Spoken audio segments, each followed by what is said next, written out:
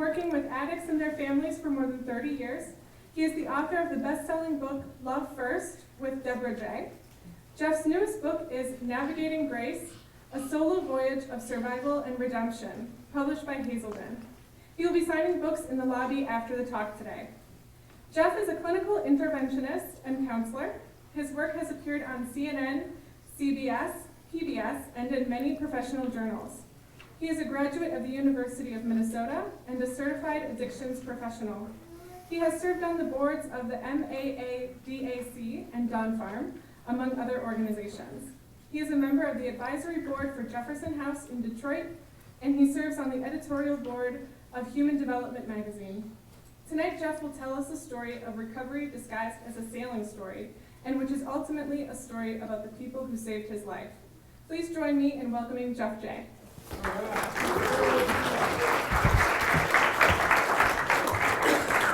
Thank you, Emily, and thanks everybody for coming out. Before we get started, I just wanted to say there's such a great group of Dawn Farm volunteers that are headed by Jess Antonitis, who's here all the time, and they work so hard month in and month out to put on these great presentations.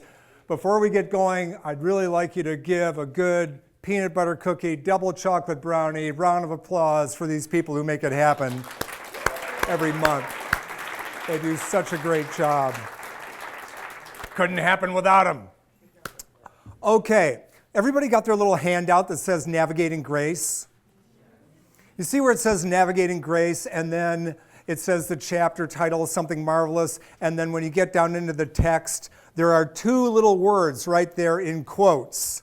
Would somebody call out those two words real fast for me? What?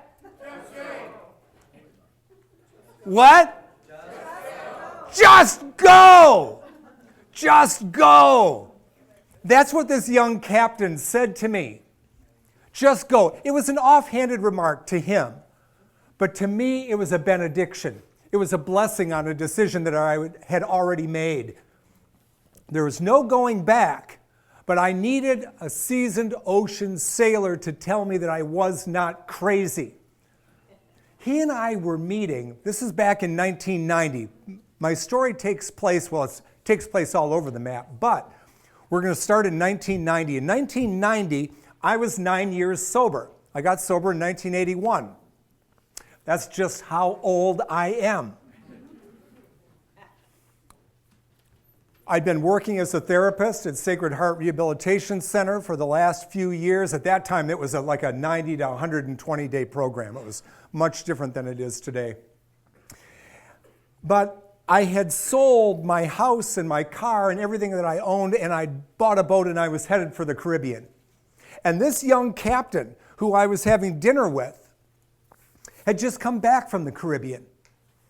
He'd been down there for 2 years, so for me, he was like an expert. And when he said, just go, when he was the first one to really endorse my plan, because all my friends thought I was nuts, well, he became like an oracle. It meant so much to me, and I was trying to impress him. You know, I was going on and on about trying to show him that I had an encyclopedic knowledge of sailboats and so forth, and I was trying to pick his brain about routes and rigging and what I needed to do to get over to Annapolis and then to Beaufort and to sail out past the Gulf Stream and down into the Caribbean and all this. I was going to be single-handing a 39-foot boat, which is a very big boat, and it was not a boat that was set up for single-handing. So it was just a little crazy. And so I was talking to him about everything that I needed to do to get ready. Oh, I had a long list about getting the self-steering gear going and all this stuff. And he finally just put his coffee down. We're sitting there, eating ribs and baked potatoes and coffee. We were sitting in this big booth. It was a family restaurant, this wonderful old restaurant that isn't there anymore in Detroit. And this booth gave us the privacy of like a confessional. And we were really anchored to the meal by these heavy plates and the heavy food, and it was cold outside. It was October, but already really cold. And so I kept pumping him for information about what I needed to do to get ready. And he finally set down his coffee cup and he looked at me and he said, "You can't get ready." I said, "What?" He said, "You can't get ready. Old boats always have all kinds of things that go wrong, things break. You're just going to have to fix it along the way." Well, a light bulb went on for me because in my day job, which I had actually just quit at Sacred Heart, but which I'd been doing the last 4 years, the whole myth of getting ready was something that I heard from patients and clients all the time. "Well, I don't know if I'm ready to get clean yet." You know, that whole thing. "Well, I don't know if I'm ready," which was all a smokescreen. It was always a smokescreen. And I finally saw that in myself and in this crazy trip I was going to take, it was a smokescreen too. It was a smokescreen for the real underlying issue, which was my fear. "Things are always going to break," he said. "You've got a strong boat, you've got a little cash, and you've got time. Just fix what breaks along the way." I'm telling you, this guy was like a prophet. And I really did have to get away. Like I said, I was 9 years sober, and a lot had happened since I got sober. I mean, I had this dream that was pulling me forward, just like the pilgrims coming from, the old world to the new. You have the dream pulling you forward, but you also have something that you're trying to escape from, And I was trying to get away from a lot of hurt and a lot of regret and a lot of grief. When I got sober, my dad had been struggling with leukemia and lymphoma and some other issues for about 7 years. And just about 14, 15 months after I got sober, he died. He was only 58 years old. And I just couldn't think about that anymore. I'd sorted it all out on the boat. I mean, I didn't drink and drug over it because I had all of you. You were there for me. The great fellowship held me up. A few years after my dad died, my brother Greg, my little brother, who was the smartest, funniest, best kid of all in our family, 4.0 University of Michigan, got the good job out in San Diego, got the heck out of here, went to the warm weather. I told you he was smart. He committed suicide very unexpectedly. I couldn't think about it anymore. I just had to get away and start my life over again. I was also married briefly in that time period in my relatively early recovery for 2 years to a really wonderful woman. She was really fantastic. And the reason the marriage broke up was neither her fault nor my fault. Sometimes the past will foreclose the future in a way that there's just simply nothing to be done about. So I sold everything I owned, and I was ready to start over and do something new. I got this big boat. I called it Lifeboat. I spelled it out in big letters on the back of the boat, in big red capital letters like it was some kind of Coast Guard boat or something like that. And I was going to sail down to the Caribbean and start a floating halfway house for chronic relapsers.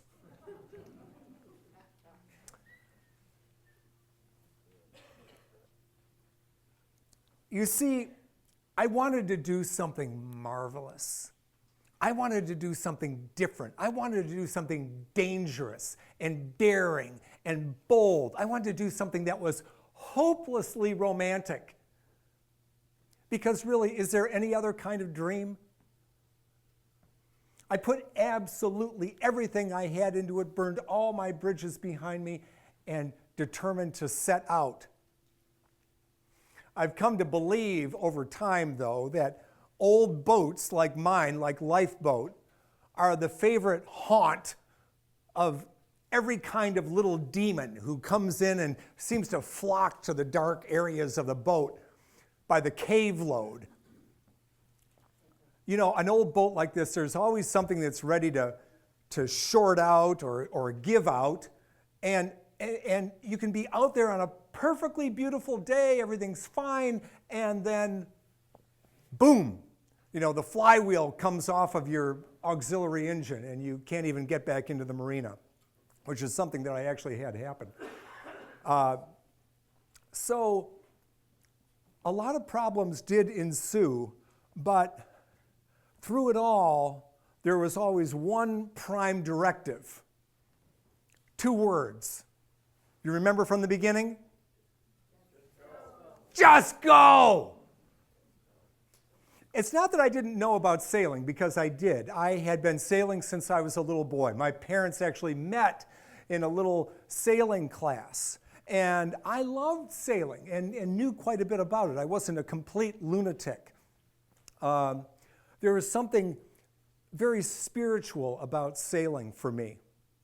I remember being a little boy and going out with my dad and Commodore Fred Jensen on Fred's boat, Escape. What a wonderful name for a sailboat, Escape. And they were kind of initiating me into this magical world of invisible forces, wind and sun, and how it powered the boat. It was fantastic. I couldn't get enough of it. I remember running up on the front deck of the boat as we kind of crashed through the waves in Lake St. Clair, and just getting down on the deck and hanging my head low over the bow to look at the bow slicing through the waves. And then looking back up at the mast, all the way up at the sky, holding up the sails and everything else. And it just seemed magical to me. I love the smell of it. I love the smell of the rope and the canvas. When we were going back in at the end of the day, they actually let me take the wheel for a little while.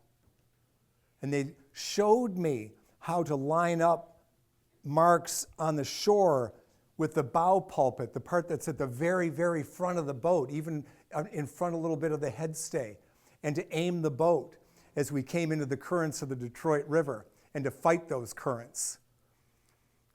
It was like an initiation into just a little bit of manhood for a 7-year-old. When I got sober, sailing wound up playing a big part in my recovery, because there was this crazy recovering alcoholic priest by the name of Father Vaughn Quinn, who helped to found Sacred Heart Rehabilitation Center, and he was totally into sailing. He was from Canada, he was a crazy hockey player, he was this tough little guy, and he was like, although he got in trouble later, when I knew him, he was a very dynamic recovering guy, and he was, at 12-step meetings all over the place. He was just fantastic. And he would go around Detroit and literally pick people out of the gutter and throw them in the car, bring them back to Sacred Heart, take them up the elevator to detox and throw them in whether they wanted to go or not. Because in those days, you just didn't have to worry about funding. You didn't have to go through some, bureaucracy to get into treatment. I mean, he just picked people up and take them in. And he just didn't care. And he got hundreds and hundreds and thousands of people sober.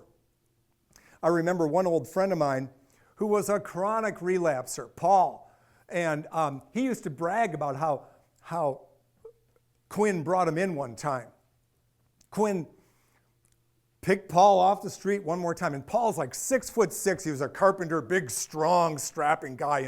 When he got drunk, look out, because he was just trouble, And Paul, Quinn threw him in the car, brought him into Sacred Heart, he's going up the elevator, and Paul's drunk as hell, and he starts, roughhousing, and he starts messing around with this nurse that's in the elevator.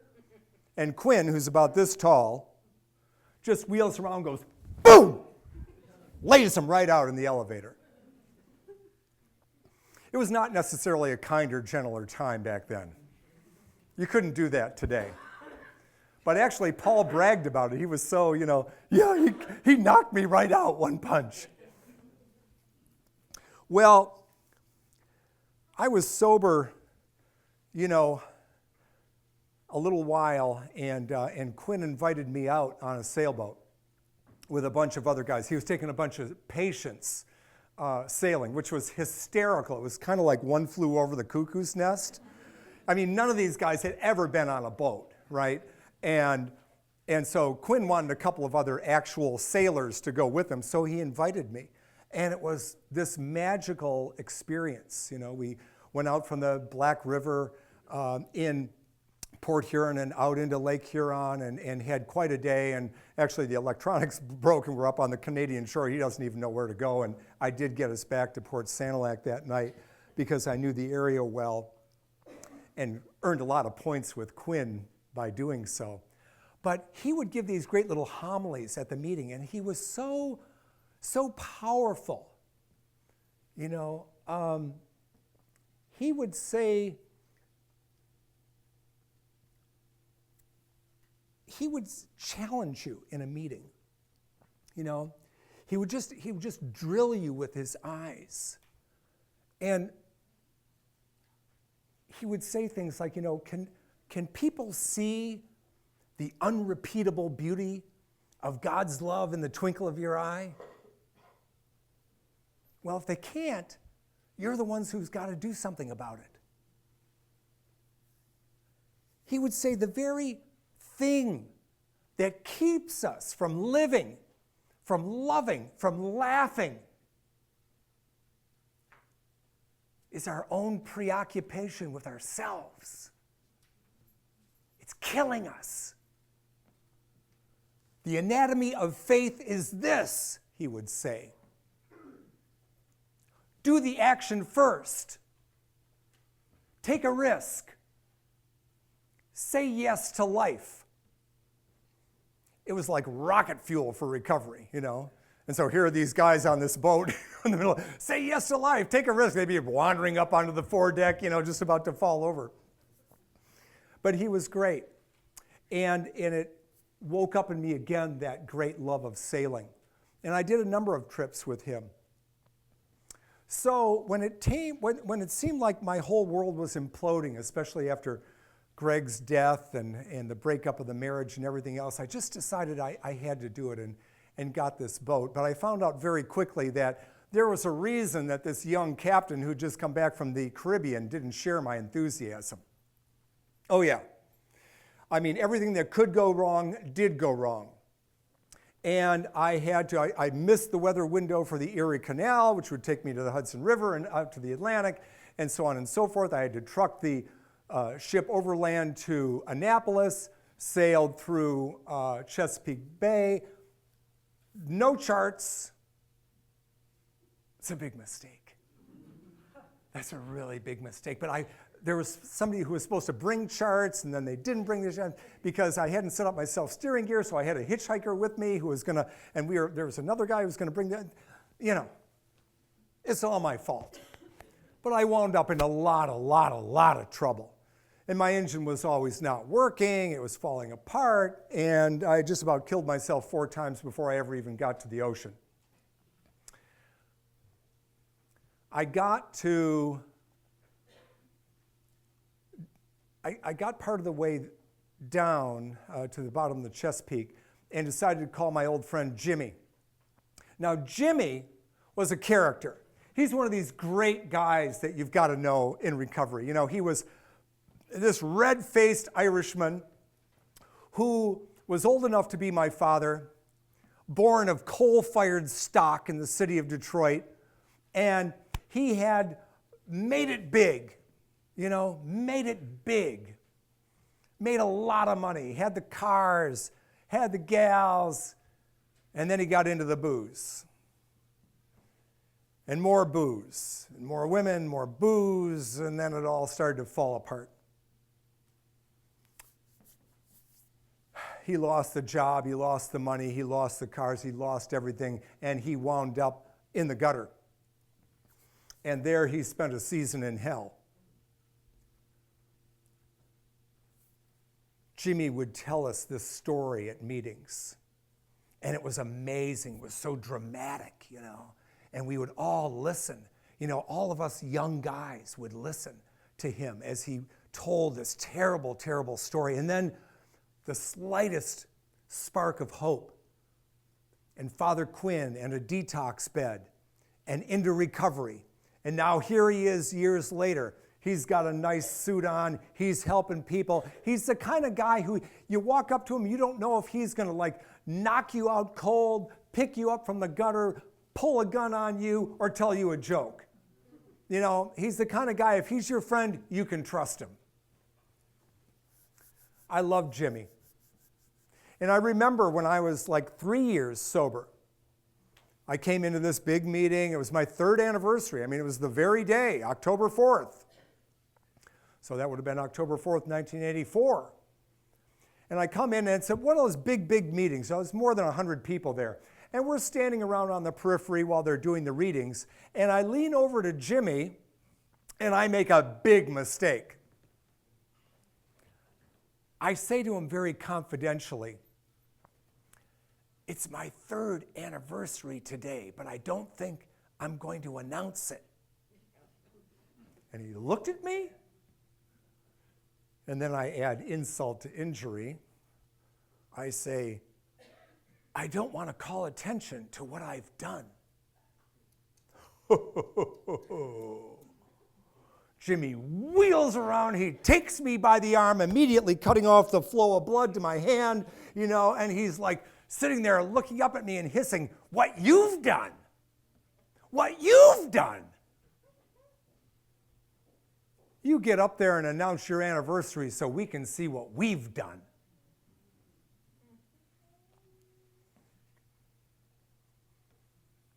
Of course, I was asked to lead the table that night because it was my anniversary.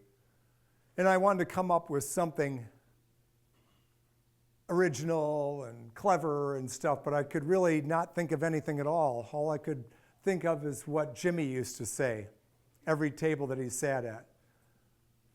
The attitude is gratitude. Every table he sat at, he'd sit down. "Gentlemen, the attitude is gratitude." And he'd glare at us like he was going to wrestle each and every one of us to the floor. I love Jimmy. And I called him because I thought that he would maybe help me to get some clients for my crazy floating halfway house. He had nothing for me. I was broke. I went back to the boat. I actually paid for a night in the marina, a whole $30, which was a fortune to me. That way I could have electricity and some other comforts. And I remember standing out on the deck of the boat that night, and it was a beautiful night, beautiful night. All the stars were out. It was just fantastic. And I just got to thinking about all that and the wonder of our life. Because here I am, I'm standing on the deck of this boat, I'm looking out, and we can't even see most of the stars in the Milky Way, much less the galaxies that lie beyond. Most of the stars we can see are light years away, maybe 10, maybe 50, maybe 100, maybe more. And here, by the miracle of God's evolution, I am still picking up photons that have come 50 light years and lighting on my retina, or putting up my hand at the last moment to shield it, and the photon turns into a minuscule amount of heat in my hand. The miracle of it all, the wonder of it all. And I'm sitting there on the foredeck, standing on the foredeck, and as I'm looking up into the sky, the most incredible shooting star I've ever seen just rips the sky wide open, just goes flying across the night. It was unbelievable, and I knew exactly what it meant. It had great meaning to me. And I said out loud for everyone in the marina to hear, "Mary Butler is dead."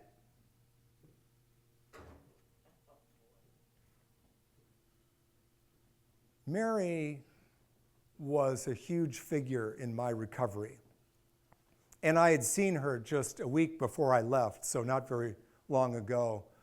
She was in the hospital again, and now she wasn't going to make it out. She'd been in and out of the hospitals the whole time that I'd known her. She was a young woman, but had been struck down by multiple sclerosis, and there really weren't any good treatments back then.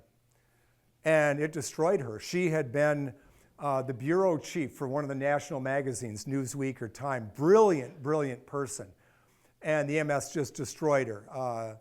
She lost the use of both legs and her left arm. Was left with one gimpy right arm that was very unreliable, but always positive. And I remembered going to see her. They made me put on one of those masks, but when I got in the room, I just took it off. Because I had this kind of a relationship with Mary. I just looked at her and I said, I'm not wearing this stupid thing in here. What's it going to do, kill you? She goes, you're right. Because she and I both knew she wasn't going to make it. She literally weighed nothing anymore. She was so completely emaciated and so weak and so sick and tired of being sick and tired that she was ready to go. It had been a long, hard struggle. And I said, you know, Mary, we're both going to be going on quite a journey. She looked at me and said, yeah, but I'm worried about you.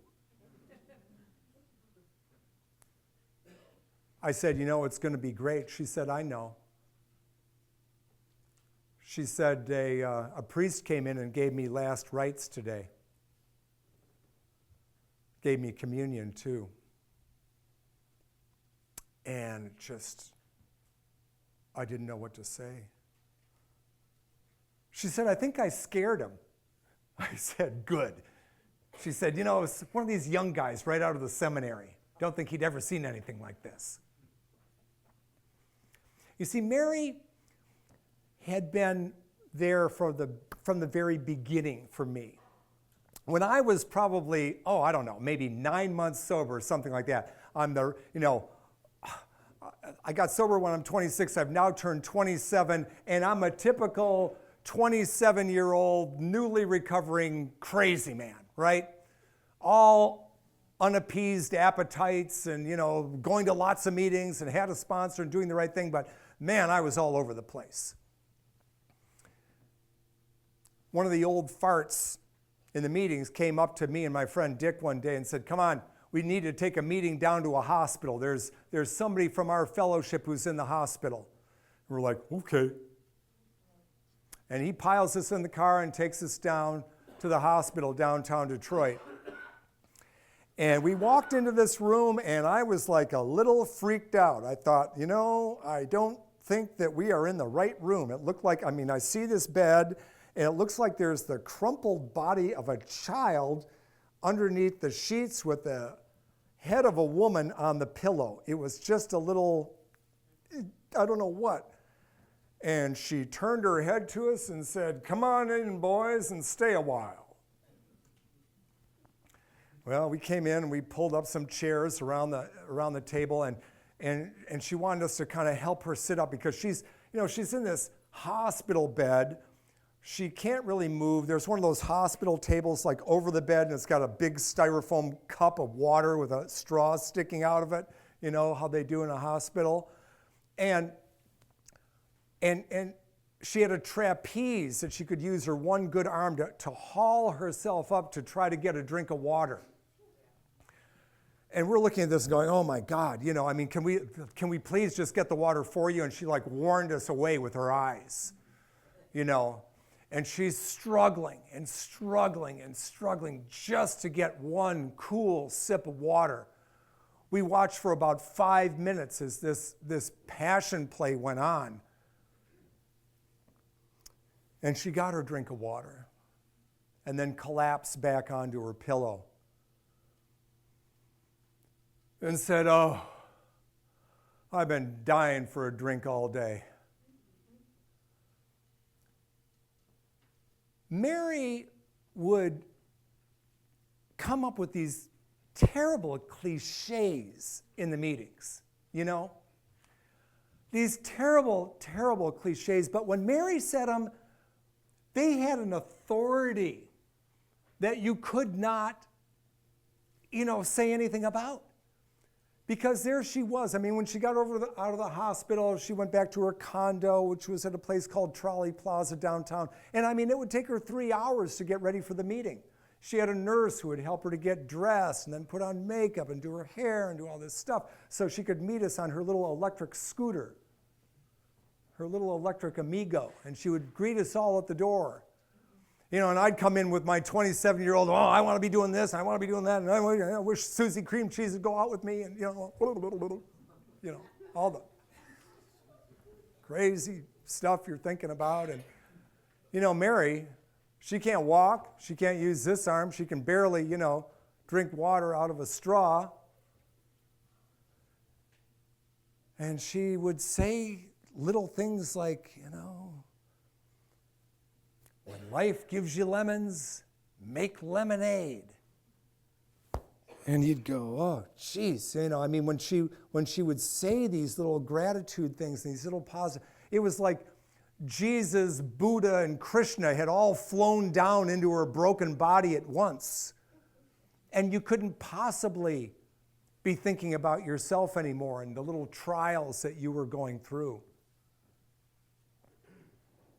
Through the years, she helped me through my dad's death, through Greg's suicide, through the breakup of the marriage, through everything that I went through. Because as she got sicker and sicker and sicker, she got more and more and more positive.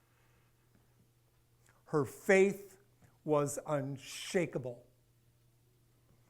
And she was always so glad, somehow. She had so much gratitude that we had come down to visit her, whether it was in the hospital or in her condo. And I was so grateful for her. So when I saw that shooting star go across the sky like that, I knew. And I found out a long time later that indeed that was the day that she died.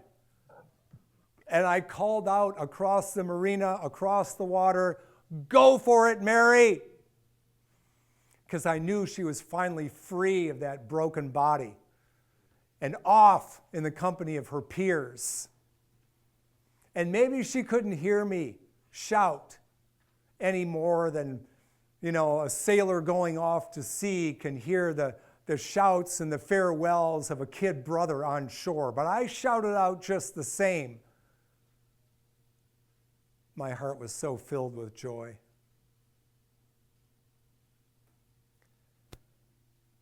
Wasn't too much longer after that, I did get down to Beaufort, North Carolina. That's the favorite jumping off point for sailors heading to the Caribbean. And my plan was to get the self-steering gear onto the boat, the stern of the boat. It's a crazy contraption that follows the wind. And, if you're going off course relative to the wind, then there's a thing in the water that captures some power and it turns the wheel of the boat by lines that come back from the stern, which makes no sense, but it all works. And I had this great Aries wind vane self-steering system attached to the boat. I had the lines led. I had everything except the part that holds it onto the wheel. Just a little detail. My name's Jeff. I'm an alcoholic. It's really not going to stop me, right? And so I set out. And I'll never forget the morning that I did set out. It was way too cold, way too late. It was December by now. Everybody kind of knows, like all the sailors know, you must leave Beaufort by November, like November 1st. Maybe the first you certainly don't want to be there for Thanksgiving, even if Thanksgiving is earlier on. You just don't do it. It was, I think, it was very close to like this date. It would have been the 17th or 18th of December. When I left. Big mistake.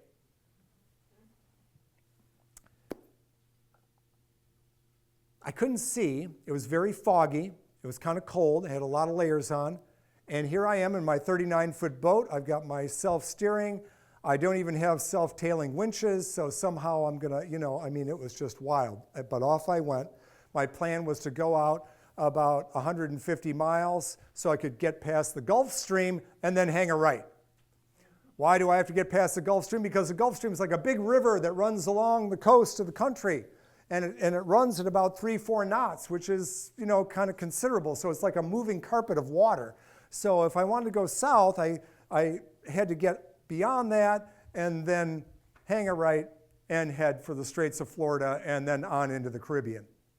Okay, easy enough. Everything's fine. I'm off into the day. I can't see because of the fog, but I've got a compass, I've got a Loran, everything's working, and I'm off. It's cool. Dolphins are playing around the boat. I'm finally doing it.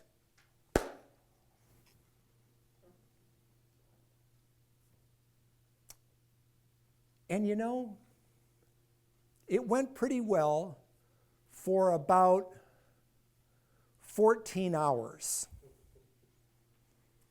It was smooth sailing. Everything was just perfect. It went so well that, I just couldn't help but going into a little reverie, because my plan was unfolding. Everything was going to be just, fantastic. And I remember kind of cruising along in the early evening. The fog is kind of lifted. It's still cloudy, but it's nice. There's about a 15 knots of breeze. It's very nice sailing weather.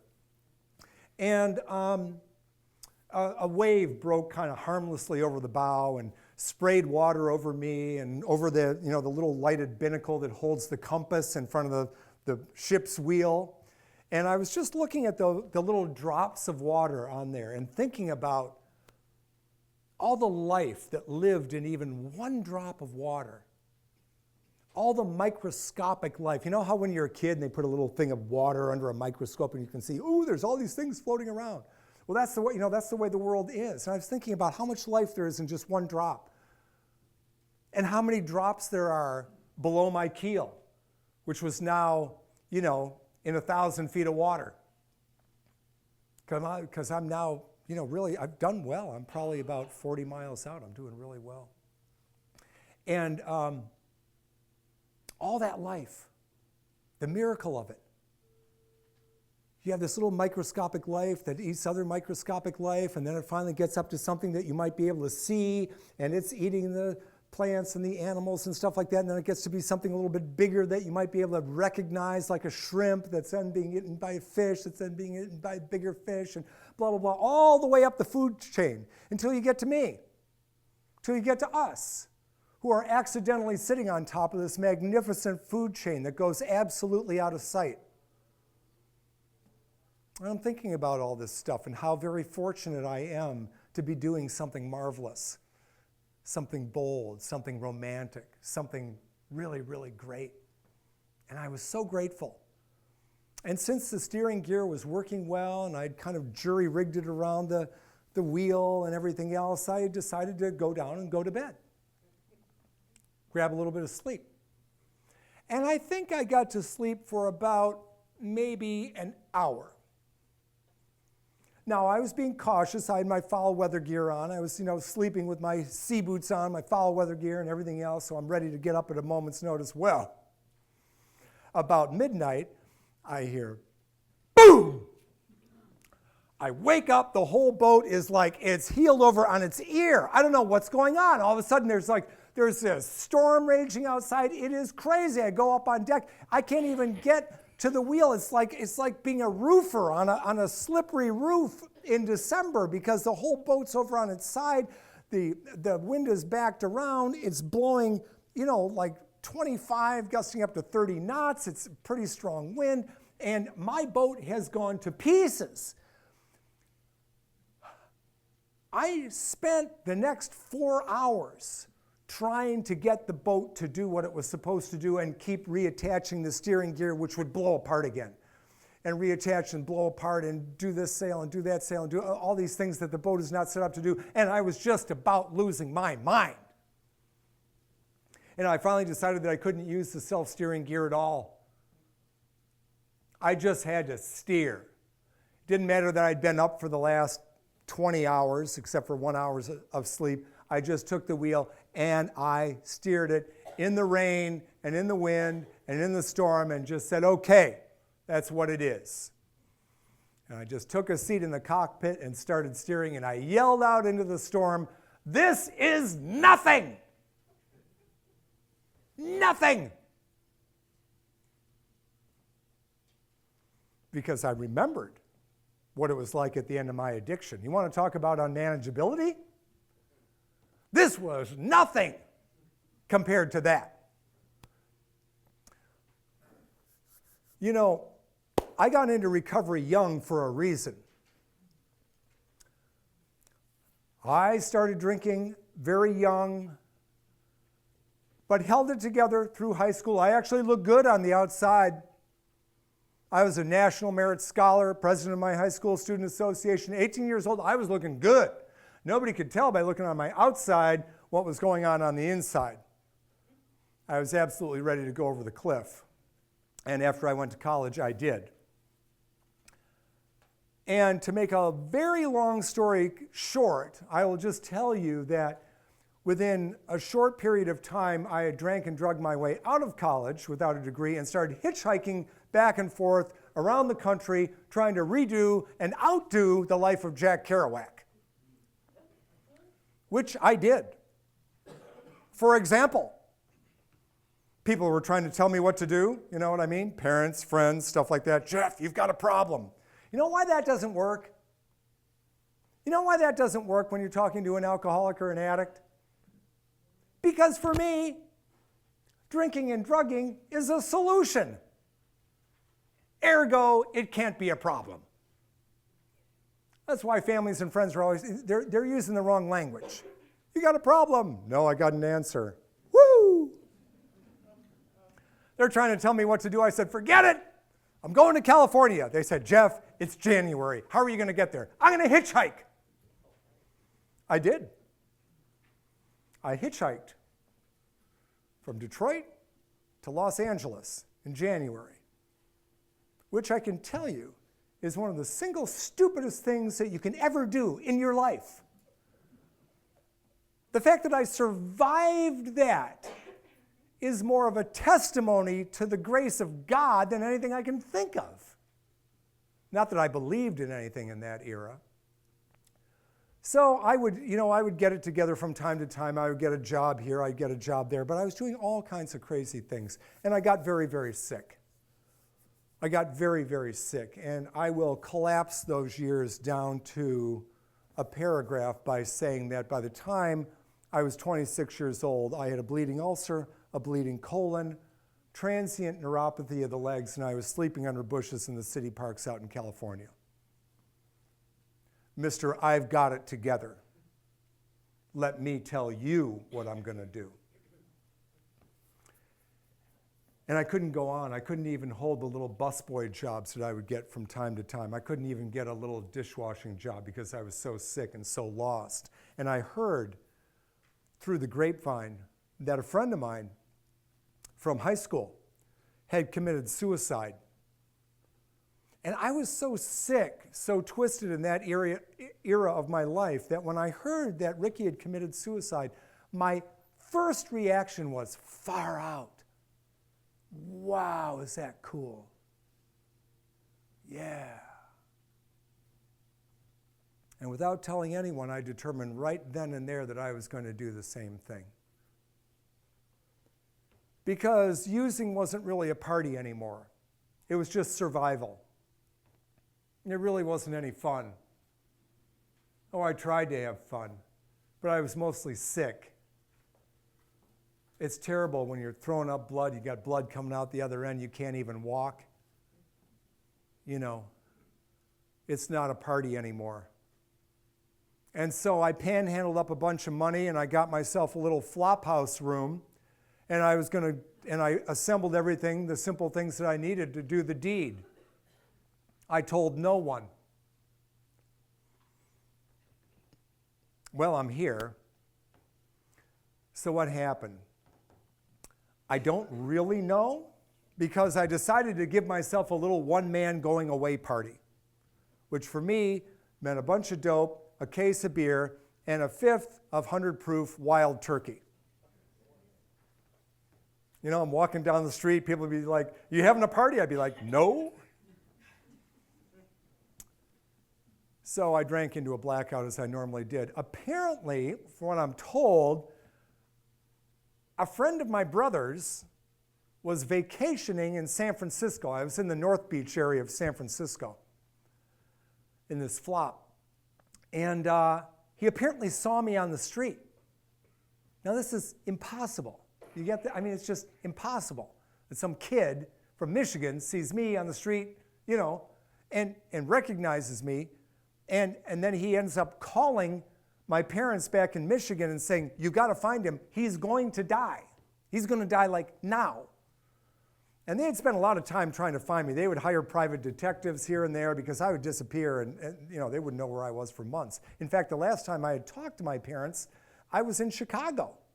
So, the whole thing was impossible. All I know is that the next morning, I am awoken by this,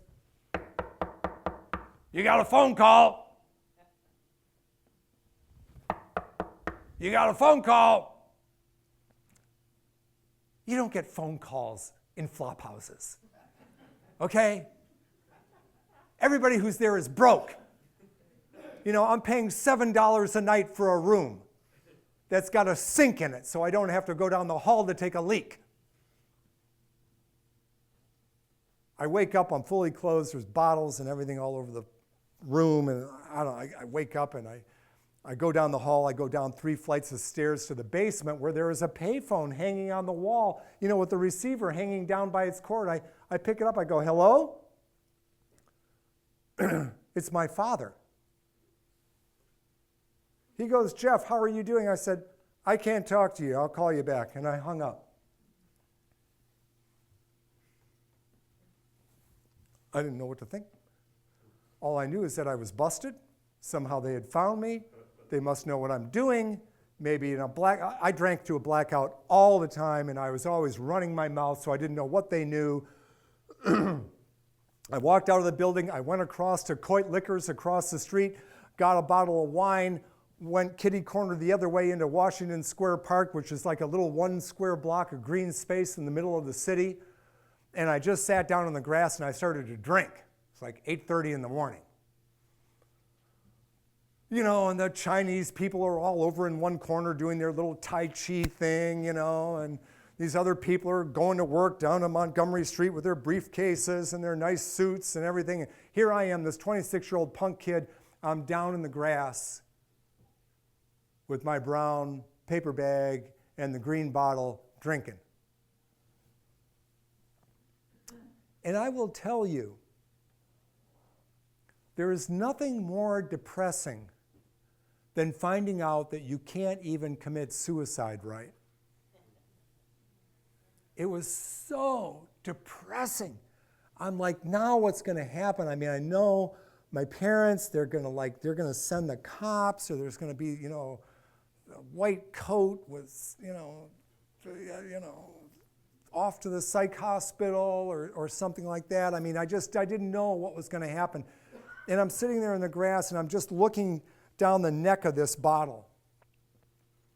And it just seemed like a great black hole, and my whole life seemed to be getting sucked down into this bottle. And in that moment, sitting in the grass with all these people around me, I did something that I hadn't done since I was a little boy. I started to cry like a fool in the grass. I thought, okay, you're pathetic, you got to go. Let's just get this thing done. Just, you got what you need in the room to do this thing. Just let's get it. Well, go over to the payphone, call mom and dad, get them off your back, go to the room. Let's get out of here. Suicide is the answer.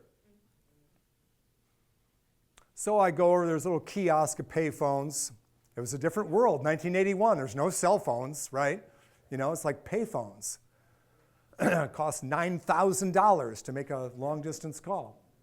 Call home, collect. My parents are like really nice. It's weird. We didn't have a lot of nice conversations in that era of our life, you know what I mean?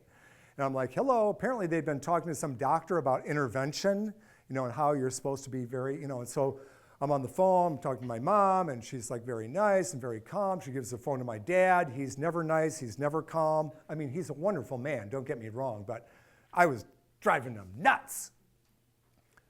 And I'm talking to him, and he's like, really? Very mellow. And he asked me a question that stopped me cold. He says, Jeff, how are you doing?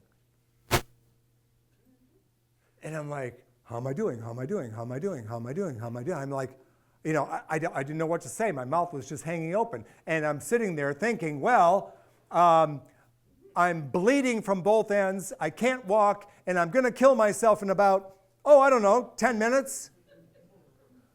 But it's a beautiful day. The birds are singing. There's actually sunlight in North Beach that is illuminating St. Peter and Paul Cathedral on the north side of the park. I'm like, how am I doing? How am I doing? And I said the single most important thing and the single most intelligent thing that I have ever said in my life. I said, I think I need to go into a hospital. Well, the next thing you know, there's a plane ticket, and I'm on my way home, and thank God the doctor told him, let him keep drinking all the way. So there was money, there was a taxi, and I was on my way. The next day, they threw me in the back of the car and drove me up to Hurley Hospital in Flint, Michigan. Detox. Oh man, I was so sick. I was so sick, you know, I got the blood coming out all over the place. I'm I've got wearing the funky little detox pajamas that tie up in the back so your butt's hanging out. You know, I mean, it's just terrible. It's just awful. You know, I remember like about day 2, I'm sitting there on full detox, just, you know, shaking and sweating and having a terrible time. And the head doctor comes in to talk to me. Dr. William Keating. I'll never forget him. Great, big, powerful black man with a white coat and a stethoscope and a clipboard. He'd been doing alcohol and drug treatment for like 1,000,000 years. He knew everything. He looked like James Earl Jones in his prime, you know what I mean? Coming into the room. I'm this punk little kid, you know, with my butt hanging out, you know. And he pulled up a chair to the bed, and he got right up in my face like this, and he goes, boy! And I'm like, geez. He said, boy, you got a disease. He said, you're not responsible for what you've done. And I'm like, great. He said, but you're responsible for what you do now. And I said, shit. He said, your disease is incurable. The most we're going to be able to do is put it in remission. We're going to give you a program to follow, 12 steps. You follow that program, the disease will stay in remission. You stop following that program, and the disease is going to kick you in the ass again. And he stood up, and he walked out. I didn't know what he was talking about. I didn't know anything about 12 steps or recovery, I didn't know anything. But I remember that little homily like I heard it yesterday because it was just perfect. You know, it just was this perfect little nugget of information. And I started to see what he was talking about not too long afterwards. So when I was sitting out there on the boat, all up all night with the storm and totally out of control and everything else, there was a reason that I was screaming out there, this is nothing. Because on some deep level, I knew my life with God was safe and that somehow I would make it through. But things got worse and worse on that boat over the days ahead. The storm got worse. I had more mechanical problems, more than I can begin to tell you. But one more thing I want to tell you about Hurley Hospital and my treatment in general. A few days later, and I was in, how long are you in detox, right? 3 days, maybe 5 days? I was so sick, 26 years old, they kept me 10 days in a detox ward. So after about 5 days, though, they let me go to my first 12-step meeting. Whoa. I got another pair of pajamas that tied up in the front, so I had the one tied up in the back, one tied up in the front. I had little paper slippers now. I could go down and smoke like the big boys. Because in those days, you could smoke in hospitals. Oh, yeah. I went to my first meeting, and there was this old guy there named Zeb. I'll never forget Zeb. He was one of those great old guys, he's a little wiry guy with white hair and really sparkling blue eyes. And he said, my name's Zeb, I'm an alcoholic. Drank for 25 years. I've been sober for 25 years. Ain't nothing about this stuff I don't know. I really liked him. You know, he was like one of those guys that you see at the old men's bars waiting for the door open at 7 a.m. Get in there to get that first drink. Just like that. And Zeb, apparently, we're all sitting in a circle in chairs, you know, in this hospital. And Zeb apparently knew one of the patients that was in detox. And Zeb looks at, and the guy's sitting right next to me. Zeb's across the way. He looks at him and goes, "Harry, what the heck are you doing here?" Harry goes, "Well, you know, I was sober for about 7 years." And I'm like, "What?" You know, "Yeah, I was sober for about 7 years, and you know, and then I kind of cut down on my meetings, and then I quit going to meetings, and then I had a drink, and then I had a whole bunch of drinks, and pretty soon I was worse off than I ever was before." And I'm like, damn, the disease kicked him in the ass again, just like the doctor said. So I was starting to pick it up, you know.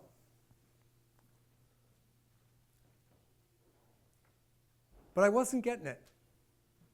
Because I was still too filled with the big I, the big me. I was the one who was going to run the show. You know, I was starting to feel good again.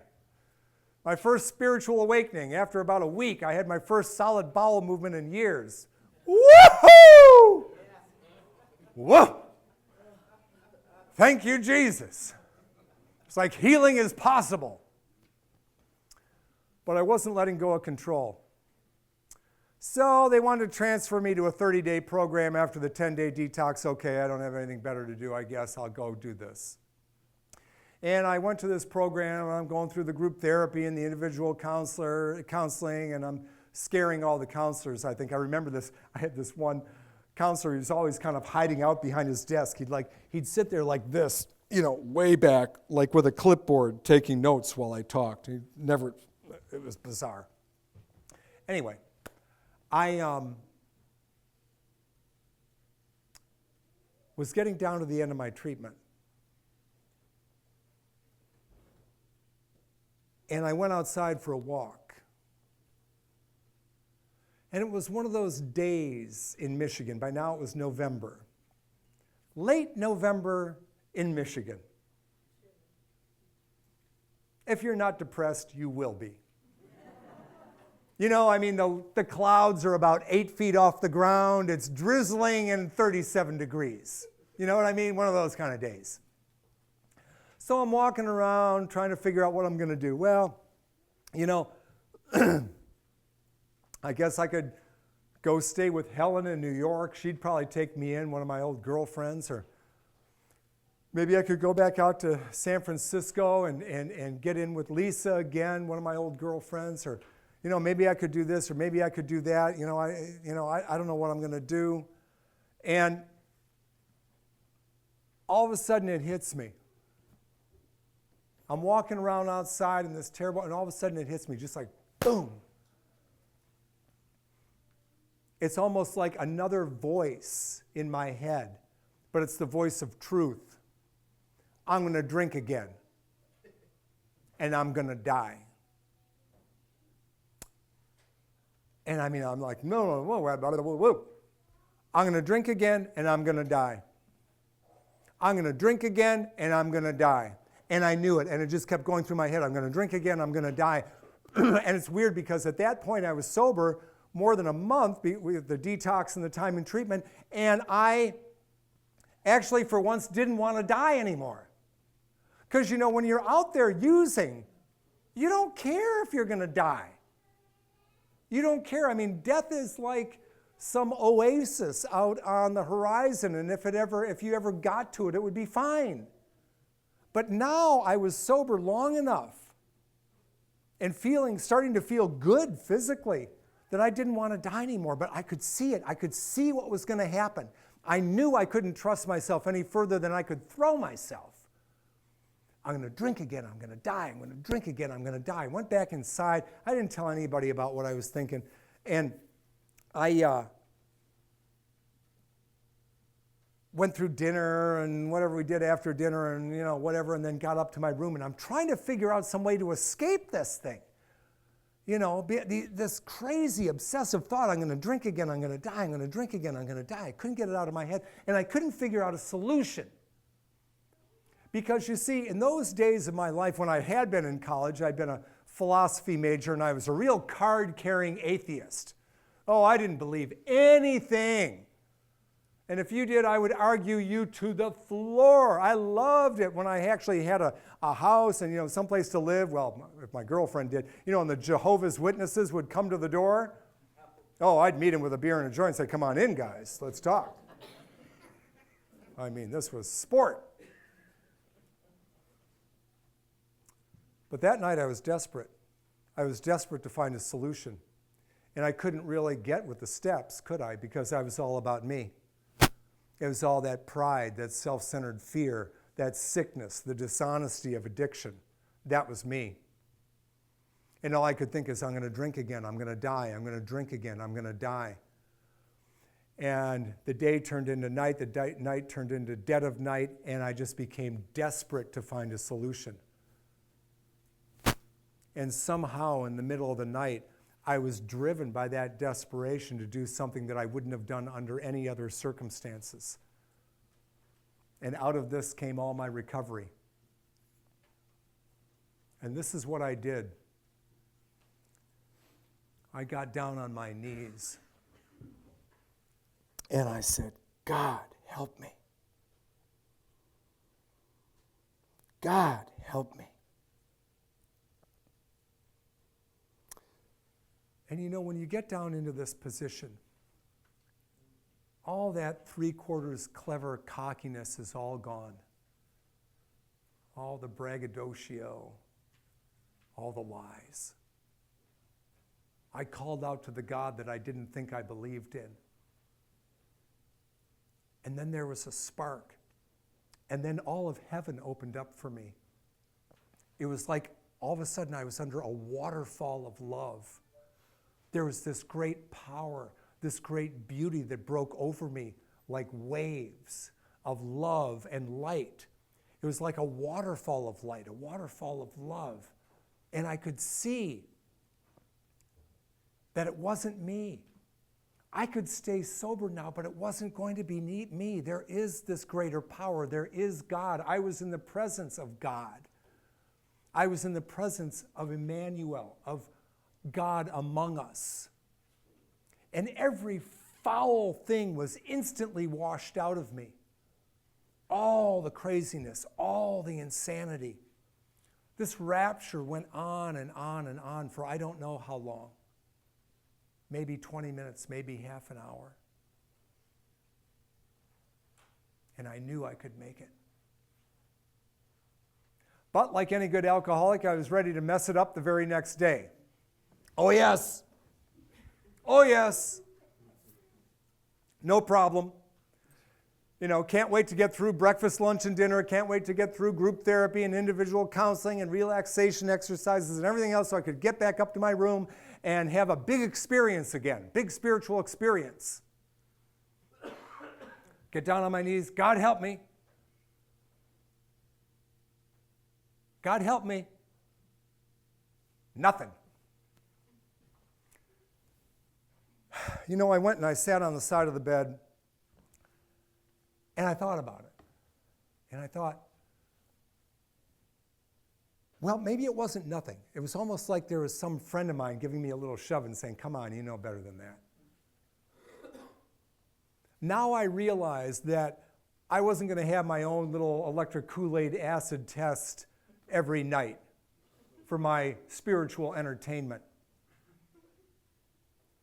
The experience I had had the night before was the most real experience of my life. It was more real than real. There was no doubting that.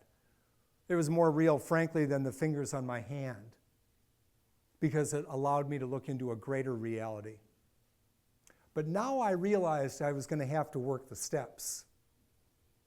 Now I realized what everybody was talking about. It wasn't difficult for me now. I could see it. Step one is not exactly hard for me to fathom. I mean, I drank myself down to the point that I was going to kill myself and thought it was a good idea. I guess, step 1 is not too hard. I'll tell you what's hard, step 2. I mean, if you still have a functioning brain, step 1 is not so bad. Step 2, that's a problem.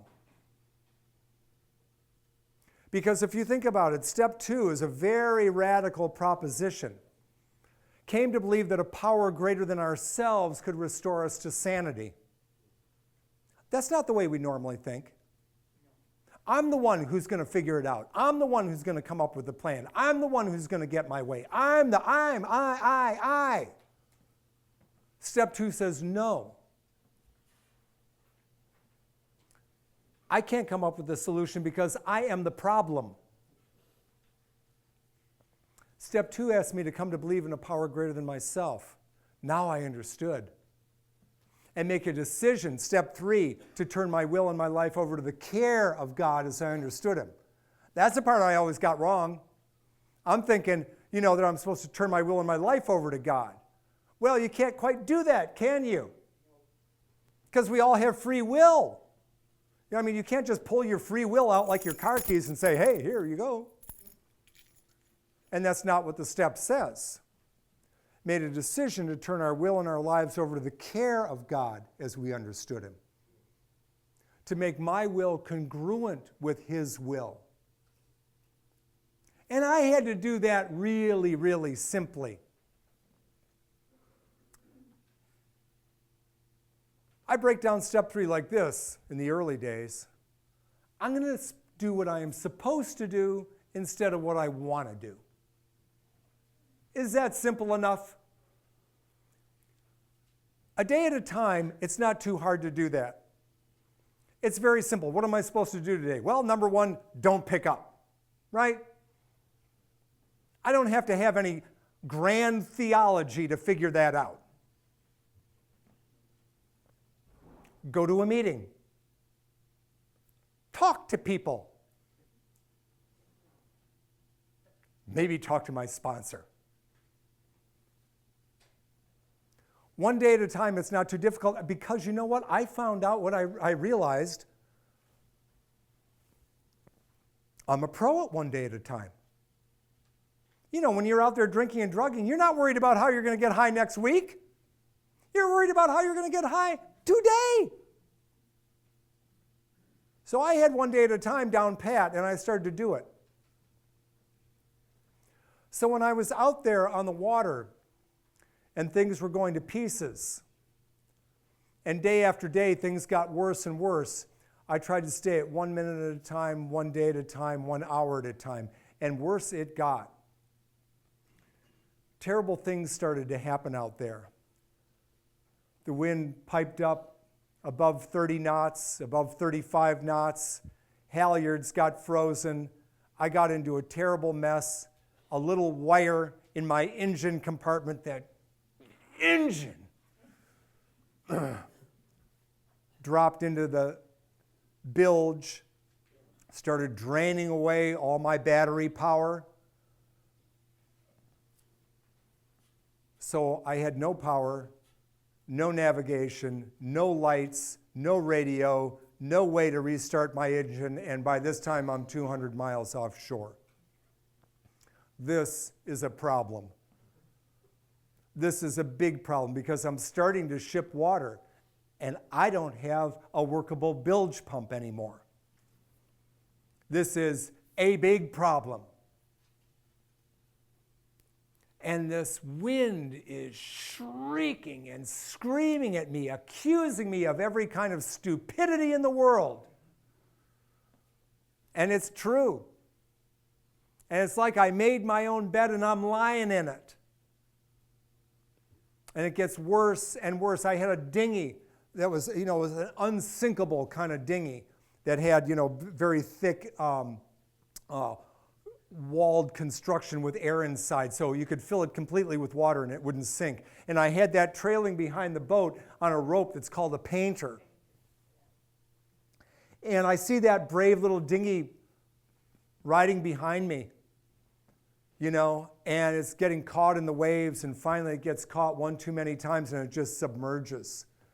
and the painter breaks with the sound of a gunshot, and it's gone. My only escape vessel, as if that would do anything for me 200 miles offshore. It reminded me of my brother Greg, who'd sent that suicide. I mean, he's doing great, we all think. He's out in San Diego, and he sends out a 7-page suicide letter to all of us. And I'm thinking about this. And here I am, I'm working as a counselor at Sacred Heart. Everybody thinks I'm a great counselor, give these great talks, blah, blah, blah, blah, blah. My own brother is going to kill himself. There's no cell phones, and he's so damn smart. He gets rid of all of his credit cards. He has no phone, no nothing like that, and he's living on cash, and he's sold his car so we can't even sell, and buys another car that we don't know what it is. There's no way to find him. But he tells us, oh, I'm going to go, and see a few more things, and, all that.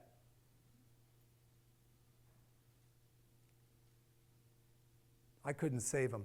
I talked to him a couple of times on the phone, but he wouldn't talk to me anymore. And it killed me. It was all of you, each one of you, who held me up through those dark days, because you came to the meetings and you were there for me. You came to the funeral home. You were there for me. You didn't have to have an answer, because there isn't any answer. But you accompanied me on my journey of grief. And that connection was enough to keep me alive. Because when we go to a meeting, when we show up for other people, when we're there for them, when we go out for another cup of coffee, and I'm willing to share all that stuff with you, I am giving God a channel to act in my life. Because God usually works through people. Sometimes he works by lightning bolt. I had my lightning bolt white light experience. But God normally works through people. And when you show up, you don't know the channel that you may be for someone just because you showed up. So I was thinking about that on the boat. And things got worse and things got worse. What was most troubling was the water, but then I knew I was in real trouble when I started to hear these incredible, you got to picture this. I'm on this boat, I'm 200 miles offshore, the winds are screaming, the waves are crazy, they're all over the place. I can't even manage the sails anymore. I've got frozen halyards, I've got all kinds of problems going on. Self-steering is shot to pieces. And now I start hearing these great explosive kabooms. It was unnerving. It sounded like a howitzer going off below deck. It was unbelievable. Every 5 or 10 minutes I would hear boom. What was it? It turned out that because my rig was unbalanced, the deck was literally getting twisted against the hull like the top of a shoebox, on the bottom of a shoebox. And it was twisting the bulkheads, the walls inside the boat against the thing. And I also had these rusted out, I had a big 10,000-pound lead keel that hung off. It was bolted to the bottom of the boat. And everything was shifting. And everything was cracking against the fiberglass and everything else. And I knew at any moment, one of those kabooms could result in an opening in the hull. And as soon as you got an opening in the hull like that, it's going to come in like 3 fire hoses. You're going down in probably 6 to 7 minutes, tops. If you're really, really lucky, maybe 10 minutes. And what am I going to do? I don't have a dinghy. Oh yeah, I can put on a life jacket. That'll be great. With all my foul weather gear. That'll be great. I'll bob around for a few hours before I struggle and die out there. I realize I'm not going to make it. And I really realize I'm not going to make it. I really realize this thing is coming apart. This boat is going down. It is not going to make it. I can't even get my position. And it's weird what happens out there. when you realize it's all going down.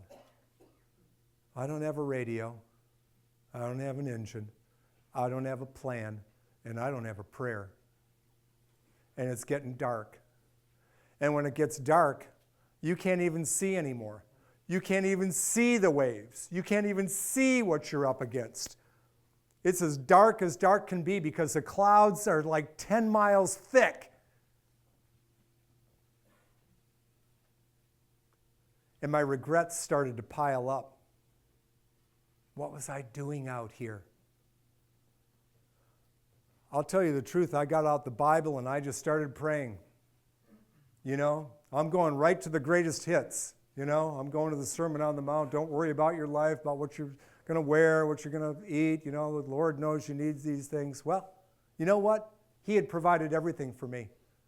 I had a great job. I had great friends in recovery, people who loved me. I had everything. I threw it all away.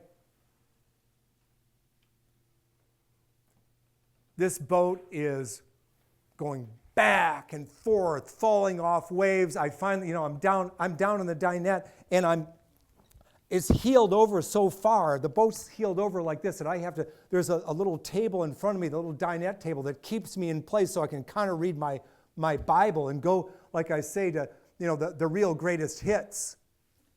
Because I'm getting ready to die. I just don't think I'm going to make it. It's been 5 days now that I've been in this storm, and it's not happening. And I'm thinking of all the regrets, Couldn't save Greg, couldn't save the marriage. Then I got involved with this other gal, a rebound relationship. That wasn't going to last. We broke up. And after we broke up, she told me she's pregnant. And I'm thinking about that because I said, okay, well, I'll do what I'm supposed to do, but I bought this boat and I'm out of here, and I'm going to be running a men's halfway house on the boat, so you know what? You're not coming. And the truth is that by treating it the way I did, it really kind of coerced her into an abortion that she didn't want. And I've never heard anybody cry that bad, as though she'd been beaten to death. And now, out in the middle of the ocean, ready to go down, it seemed like I had come to my karmic just deserts. The Lord is my shepherd. I shall not want. He makes me lie down in green pastures. He leads me beside the still waters. And I had everything. And it was my big idea, my grandiosity, once again, that puts me in this position. He restores my soul. I used to like to breathe at that part of the 23rd Psalm.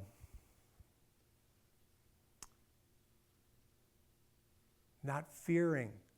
He leads me in paths of righteousness for his name's sake. I mean, I was being groomed to be the clinical supervisor of all of Sacred Heart. They were going to pay for all the education I needed through a PhD if I wanted it. I walked away from everything. No fear, even though I walked through the valley of darkness. Oh, I had fear. I had fear that night. And I hugged my head in shame, and I hung my head in sorrow. And I really felt, you know what? I deserve it. I deserve it. And I just hung my head at that table with the boat going absolutely crazy. It was probably only, 11 o'clock at night, but it seemed like it was 3 in the morning.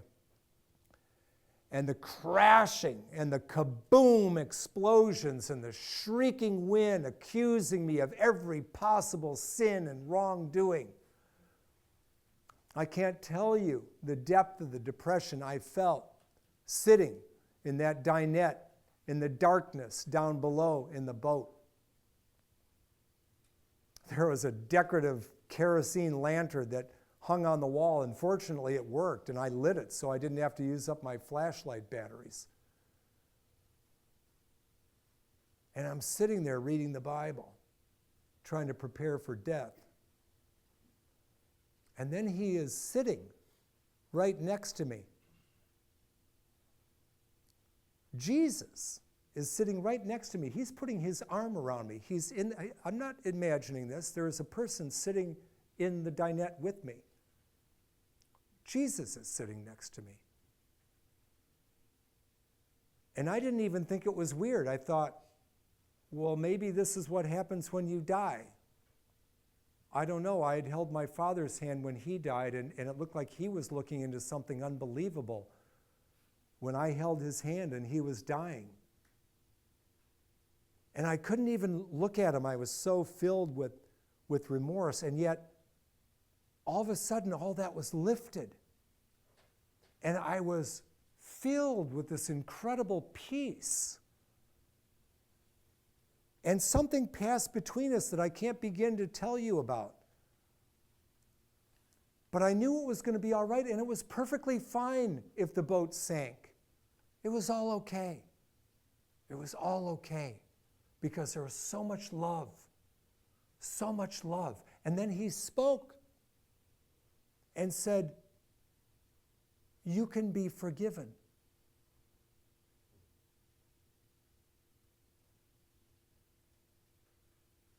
And I was awash in this peace that passeth all understanding. And then he was gone. He wasn't there anymore. And after a few minutes, I closed the Bible and I pushed it down into the cushions of the dinette so it wouldn't go flying. And I stood up in this crazy, screaming, rocking, kabooming, exploding boat. And I was just fine. It was all good. I was so filled with peace that I literally just moved over to the other side, and I had a pilot berth set up with a lee board so I wouldn't fall out, and I laid down, and it was fine. And I closed my eyes.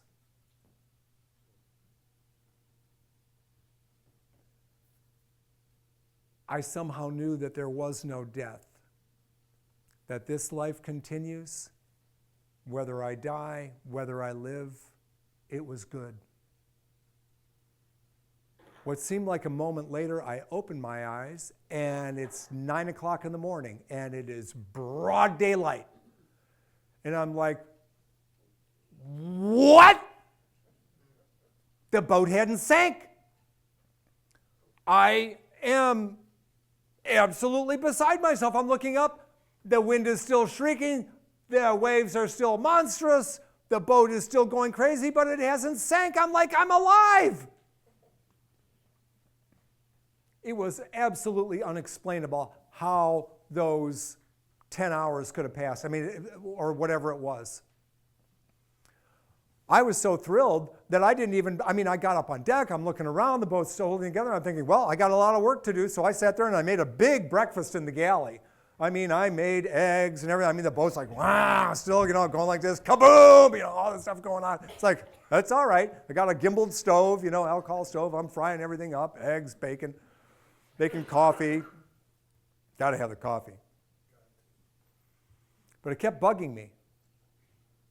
What an experience I'd had the night before. And why did he say it the way he said it? Why didn't he say, you are forgiven? Why did he say, you can be forgiven?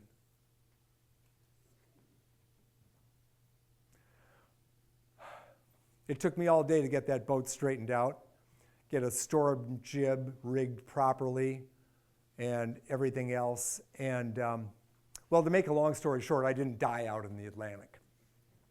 I also never made it to the Caribbean. I did make it back to shore, and I'd tell you more of the story, but I only have a couple minutes before I'm supposed to wind up, so I think I better close it up.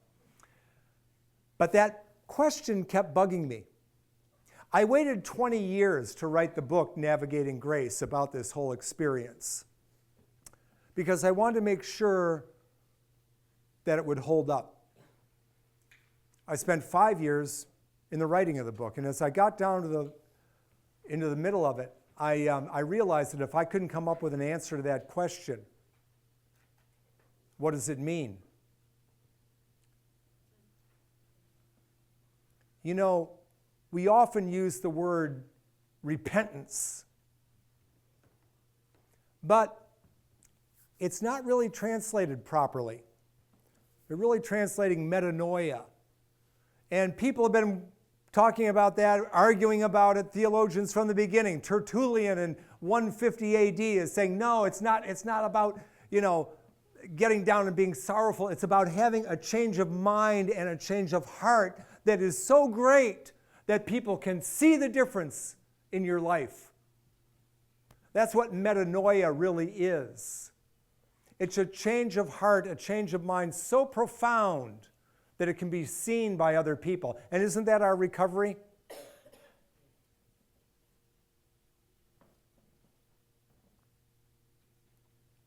I was driving to the airport one day because my job requires me to fly a lot. I was taking a lot of calls and, driving and trying to get there in time for the flight and everything else. And all of a sudden, boom,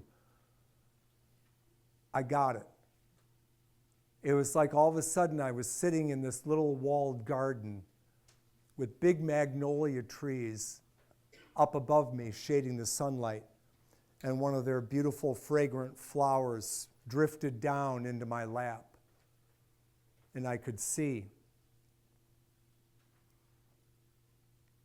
Jesus had already done everything he needed to do. I was forgiven. What I couldn't do was forgive myself. Because we're hardest on ourselves. We are the ones who kick our butts the hardest.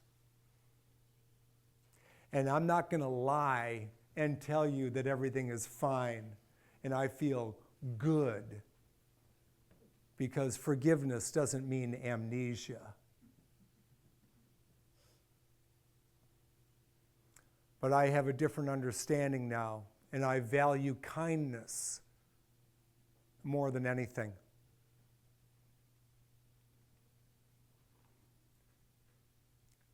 I never made it to the Caribbean.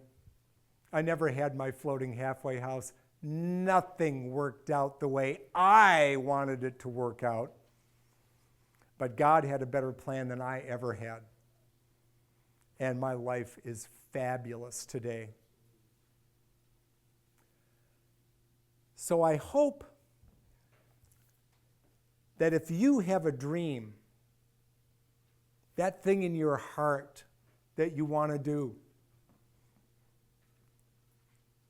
that you not put it aside and don't wait too much longer.